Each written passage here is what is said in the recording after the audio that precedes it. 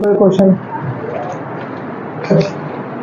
हम ज़्यादा बड़ी रख नहीं पा रहे हैं क्योंकि हमें अपलोड करने में होती है दिक्कत। सर के पास है 5G, हमारे पास 5G है नहीं और हमें डालना है वीडियो। इसने बोला स्किप करो तो वो हो जाएगा। चलो देखो इसको प्रयास करो। फिर देखो इसमें तो दूरी चालें भी दी गई है, दोनों की चालें दी गई, यानी x का मान भी दिया गया, y का मान भी दिया गया। क्या दिया गया है? 15। घर से मंडी तक जा रहे, मंडी से फिर वापस आ रहे हैं 10 की स्पीड में। 15 और 10 दिया गया है, ठीक। तो यहाँ पर दूरी आपकी फिक्स अगर है, मंडी तो भाई बदल के जाएगी नहीं कहीं उठ के, तो दोनों चालों का गुणा 15 गुणे 10 और 15 प्लस 10। तो चाहो तो इसको लिख दिया करो सीधा 25 ऐसे, काहे फालतू में। ये अलग अलग लिखते हैं क्योंकि 150 बना देंगे तो काटना हमको तो है। और यहाँ पर कुल समय कैसे रखोगे? क्या 2 घंटा 30 मिनट है, इसको 2 घंटा 30 मिनट, 2 घंटा तो पूरा, 30 मिनट को भी घंटा बनाओगे, ठीक है। 4 तो 60 से, या आधा बोलते हैं, सबको मालूम है आधा घंटा होता है। तो 2 दूनी 4, 1 5, 5/2 बोलते हैं। 2.5 घंटा को क्या बोलते हैं? 5/2। 2.5 घंटा को 5/2 बोलते हैं बटे में। चाहो तो आपकी इच्छा है तो आप ऐसे लिख सकते हो, सब 2.5 लिख लें, लिख लो 2.5 घंटा, ठीक है। तो बटे में है तो इसलिए काटने में अच्छा रहेगा। तो यहाँ से कटा 5 25 और 2 पंचे 10 और 5 से 5 उड़ गया, तो सिर्फ 15 किलोमीटर दूरी मंडी की कितनी है? 15 किलोमीटर। ये छोड़ो, ये DI अभी थोड़ी देर रुक जाओ, अभी आप चक्रवृद्धि ब्याज में आओ। आज जल्दी खत्म कर देंगे, 30 मिनट में खत्म कर देंगे, ठीक, ताकि तुम लोगों का रीजनिंग हो जाए। यदि चक्रवृद्धि ब्याज 12% मतलब दर है, अर्धवार्षिक रूप से संयोजित करना है, ठीक है। तो 1 साल में कितना? 1 साल बाद इतना रुपया देना होता है। P बताओ, यानी अमाउंट दिया गया है। अगर कोई चक्रवृद्धि ब्याज के हिसाब से 12% के हिसाब से हमसे पैसा ले जाएगा तो हमको 12,500 रुपये देगा कि 1 साल में, लेकिन हम 6 महीने में के हिसाब से लेंगे। तो बताओ हमने कितना पैसा दिया था उसको, ठीक है। कि पूछा गया है आपसे, अमाउंट आपको दिया गया है 12,500 और दर भी आपको दी गई है कितनी? 12%। तो आपको तुरंत ध्यान आना चाहिए कि सर जी समय कितना है? 2 साल, 1 साल है, 1 वर्ष है, लेकिन सर जी आपको 6 मंथ में आना है, 6 मंथ में आना है। तो तुरंत दिमाग में आ जाना, सर जी दर अगर आधी कर देंगे 6%, 6 महीने में आना है, दर आधी। अब आधी है, अब आपको SI की जिक्र है नहीं यहाँ पर कहीं पर, तो फ्रैक्शन वैल्यू से 10 से 11 करके दीवार निपटा दो। इधर P निकलता है, यहाँ फिर P निकलता है, यहाँ अमाउंट निकलता है, इनके बीच का डिफरेंस ऐसे ऐसे करके गुणा होता है जब, तो यहाँ पर जो आता है ये अमाउंट होता है, ये पूरा, और ये यहाँ पर अंतर जो आता है CI आता है। आपको देखना है कौन सी चीज दी गई है, यहाँ जो निकलेगी वो चीज दी गई, कंपैरिजन करा लो, P का मान निकाल लो, फटाक से करो। लेकिन 6% की फ्रैक्शन वैल्यू लिखो पहले, क्योंकि 12% नहीं ले सकते। सर जी छमाही है, अर्धवार्षिक मतलब होता है छमाही, आधी साल में 2 बार आना है, तो दर हम आधी लेंगे। 6% फ्रैक्शन वैल्यू क्या होती है? 3/10। तो कहोगे सर जी 10 से 13, तो यहाँ पर P का मान कितना आ जाएगा? 100 से 13 का स्क्वायर क्या होता है? 169। तो ये दिए गए कि हमारा पैसा टोटल कितना हो जाता है 1 साल बाद? इतना हो जाता है, और हमारा तो ये इतना आता है 169। तो कहेंगे सर इसमें थोड़ा हमको दिक्कत होगी काटने आटने में, तो भाग दे लेना, ठीक है, पता चल जाए कितने का गुणा हुआ है। यहाँ पर 12 क्या बेटा? ये है महाराज 2 6 2 पंचे 10। वीडियो बन रहा है, बेइज्जती हो गया, अभी डालेंगे अगर कहीं, ठीक है। 6% होता है 3/50। 2 6 2 पंचे 10। किसने बताया ये भाई? नहीं, ये मतलब सही किसने किया? तो 50 से 3 वृद्धि हो रही, 50 यहाँ 53। अरे यार ये तो बहुत टफ हो गया। चलो कोई बात नहीं, 53 का गुणा करा लो यार, 25 हो जाएगा। यहाँ पर देखो तेज करने वाले सब कर लेते हैं। अब इसकी वैल्यू दी गई है, तो 1 वर्ष के बाद 1250 की राशि पर दे राशि क्या हो गया? अरे बेटा बेटा बेटा बेटा बेटा ये मूलधन दिया गया है, कितना रुपया हो जाएगा ये पूछ रहा है, यानी इसकी पूछी जा रही है, क्वेश्चन मार्क है। ये दिया गया है आपको 12,500, ठीक है। तो कितने का गुणा हो रहा, बहुत आसान है, 25 पंचे होता है, 25 पंचे, 2 जीरो कट जाएंगे, सिर्फ 5 का गुणा हुआ है, 5 का गुणा कराओ फटाक से आंसर। 5 9 45, 4 5 40, 0 5 दूनी 10, 4 14, इतना रुपया दोगे और पार्टी करोगे, ठीक है। यहाँ पर बस आपको देखना है कि किसकी दी गई वैल्यू, उसके सामने कंपैरिजन करा लो, कितना गुना ज्यादा दिया गया है, 5 गुना ज्यादा दिया गया था, हम भी 5 गुना ज्यादा लेकर के आएंगे। अमाउंट होता है जो टोटल पैसा मिलता है, अगर ब्याज पूछता है ब्याज कितना लेकर आओगे तो इसका अंतर करके उसमें गुणा करा देते, ठीक है। इसी से समझ में आ रही है, ये एक तरीका होता है, पैटर्न होता है, लगातार वृद्धि लगातार कमी, वृद्धि होता है सियाई, कमी तो जो बोलते हैं जो अपनी इनकम खर्चा कर रहे हैं,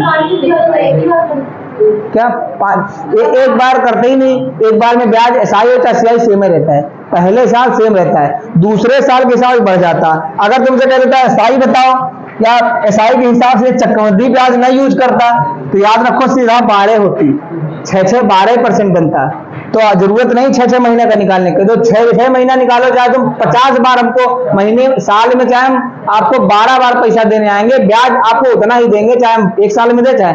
लेकिन सीआई क्या करता है, जो भी ब्याज होगा उस पर ब्याज लगा देगा, जो भी ब्याज उस पर है, इस वजह से इसमें फायदा रहता है। तभी आदमी इसमें बोल रहा है छमाही लेंगे तिमाही लेंगे, एसआई में तुम ब्याज जैसे लो कोनो फर्क नहीं पड़ता है, साल में लोगे तब भी उतना ही देना है हमको, तुम 6 महीने में लो चाहे 6 महीने में, उसका सेम रहता है। इसमें ब्याज पर ब्याज बढ़ जाता है, इस वजह से निकलवाया है।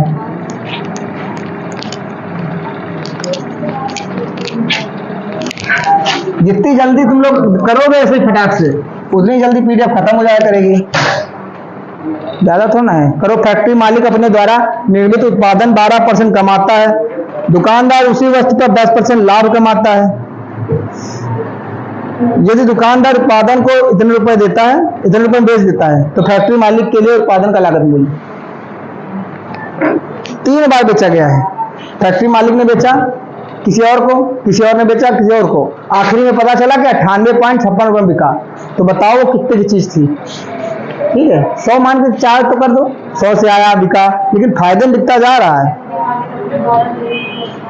फैक्ट्री मालिक ने अपने द्वारा निर्मित उत्पादन 12% पर लाभ कमाता है, यानी 12% के ज्यादा में बेच देता है। 100 की चीज थी 112 की बेच दी, फिर 112 भाई साहब दुकानदार ले गए, 112 की चीज उन्होंने 10% लाभ पर बेच दी दूसरे, तो 112 पर 80 नहीं, 112 पर 10% लाभ कमाएंगे ना, तो वो उन्हें तो 112 की मिली थी भाई, हमने 112 की तुमसे खरीदी, तुम फैक्ट्री मालिक हो, तुम 100 की लाए थे पर तुमने हमको 112 की दी, 112 की चीज थी हमने किसी और को दी 10% लाभ पर, 112 पर 10% लाभ कमाओ, तब देखो कि 98.56 से कितना गुना गुनी लग रहा है। बस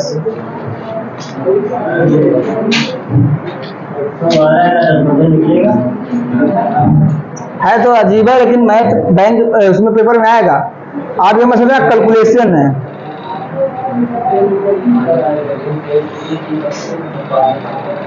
या तो फ्रैक्शन वैल्यूज कर लो,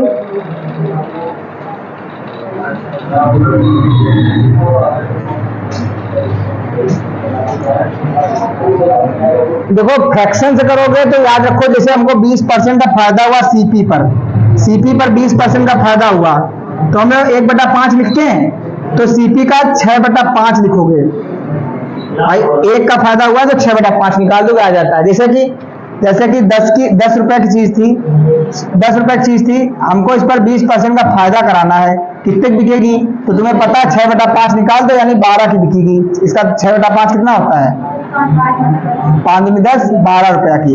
या फिर कहोगे सर जी इसका 10% फायदा हुआ हमको, 20%, तो 20% सर जी तो 2 रुपया होता है, 2 का फायदा हुआ, बात वही है, ठीक है। तो चाहो तो इस तरीके से कर दो, फ्रैक्शन से, 100 ना मानो, समझो। अगर किसी पर फायदा होता जा रहा है तो जो ऊपर वाला फायदा है वो जोड़ करके लिखते चले जाओ। जैसे फैक्ट्री वाला मालिक जो था, फैक्ट्री मालिक ने क्या किया, 12% के लाभ पर बेचा दूसरे इंसान को, तो 12% की फ्रैक्शन वैल्यू क्या होती है, 3/8 होती है, 1/4 होता है, 1/4 होता है 25%, ठीक, 4% या फिर ये कह सकते हैं 4% की वैल्यू होती है 1/25, 4 का 3 गुना है तो 3/25 होता है बेटा, 3/25 होता है। या फिर 12% को बटे 100 करो काटो, तो यानी अगर 25 पर 3 का लाभ हुआ, 25 पर 3 का लाभ हुआ तो कितने बिकी होगी? 28 की। तो यहाँ सीधा लिखोगे, ये सीपी है फैक्ट्री वाला, सीपी इतने में बनाया था इन्होंने 28/25 की बेच दी। अब ये भाई साहब भी बेच रहे हैं 10% के लाभ पर, तो 10% की लाभ पर बेचेंगे तो 1/10 होता है, तो 10 से 11 हो गया, यानी 11/10। फाइनली पता चला इतनी चीज बिकी है, लेकिन ये जब मान के करा मैंने, लेकिन वो कह रहे हैं इतनी नहीं बिकी भैया, इतनी बिकी है 98.5, इतनी बिकी है। ये दशमलव हटेगा, 2 जीरो नीचे बढ़ेंगे, सीधा 25 चक्कू 100 कटेगा, और काटो 4 से, 11 से काटो पहले, 11 88 बचा 10, 1199 11 66, ठीक है, 11 से काट दिया मैंने इधर इसको, फिर 4 से काट लो भाई, 4 दूनी 8, 4 दूनी 8, 4 चौक 16। अब 28 से सीधा कट रहा है क्या?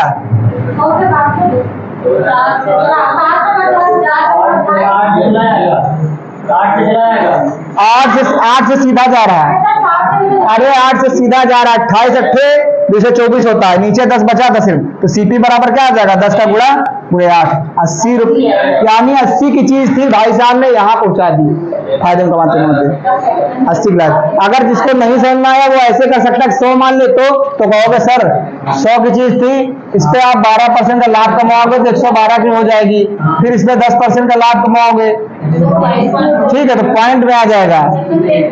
यानी आपको कह सकते हो कि सर 11.2 का फायदा हुआ, 11.2, 112 का 10% होता है 11.2, कैसे? 112 का 10% ऐसे निकाला जाता है, यहाँ पर एक जीरो यहाँ रह गया तो 11.2, तो 11.2 इसमें जोड़ोगे 123.2, ये वैल्यू दी गई है किसकी? 98.5 की। देख लेना कितने का गुणा हो रहा है, उतने गुणा करा देना, 8 का गुणा हो रहा है, ठीक है, 8 का नहीं 0.8 का, 0.8 का गुणा हो रहा है, देख लो, ठीक, 8 दूनी 16, तो 0.8 का गुणा करा दोगे, इसमें भी आंसर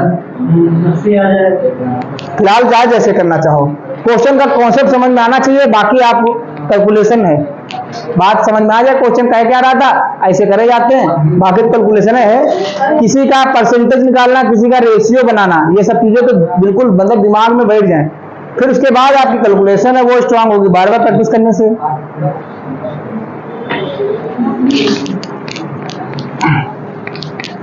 चाहे जैसे करो। बताओ भाई, चौथा अनुपात आ गया, चौथा अनुपात हम पीछे पढ़े, मध्यानुपात, चौथा अनुपात, तृतीय अनुपात, ये पेपर में आएगा क्वेश्चन।